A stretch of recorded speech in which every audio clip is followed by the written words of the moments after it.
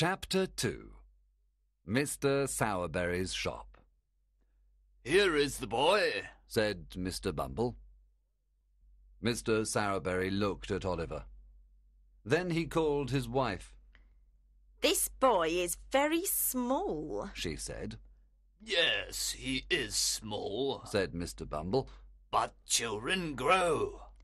"Children cost a lot of money," said Mrs. Sowerberry. She looked at Oliver and said, "The dog isn't here tonight, so you can eat his food. Here are some cold pieces of meat." Oliver ate the dog's food quickly. "Come with me," she said. "Your bed is in the shop. You can sleep here with the coffins. Good night." There were a lot of coffins in the shop. Oliver was very sad and afraid that night. He was alone in a strange place. He was all alone in the world. He didn't have any parents, and he didn't have any friends either. The next morning he heard a noise outside the shop door. "Open the door," said a voice. Oliver opened the door and saw a big boy. He had small eyes and a red nose. "I'm Mr. Noah Claypole," said the boy. "You work under me. Open the windows immediately." Noah wasn't a friend. He was an enemy. Noah was jealous of Oliver. He pulled his hair and his ears. There were a lot of funerals during this time. Mr. Sowerberry gave Oliver a special black hat and dark jacket.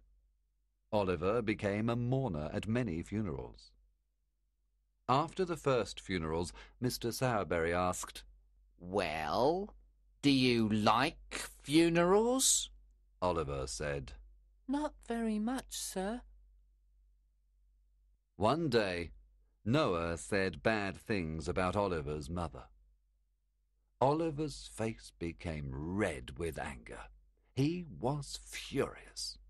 He hit the table and the chair. He hit Noah Claypole. He began beating him. Noah was bigger than Oliver, but Oliver wasn't afraid. "Help!" Noah cried. "He's killing me!" Mrs. Sowerberry and a servant came to the kitchen. Together they beat Oliver for a long time. Then Mrs. Sowerberry locked Oliver in a dark room.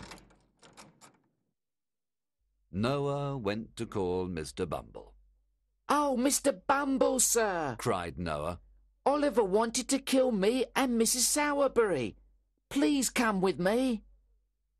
When Mr. Bumble and Noah arrived at the shop, Mr. Bumble cried, "Oliver!" "I want to go out," cried Oliver from the dark room.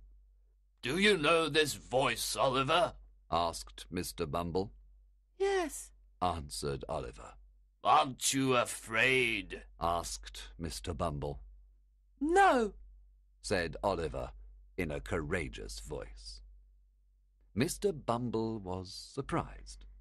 "He's crazy," said Mrs. Sowerberry. "No, he's not crazy," said Mr. Bumble. "It's the meat." "What?" said Mrs. Sowerberry. "It's the meat.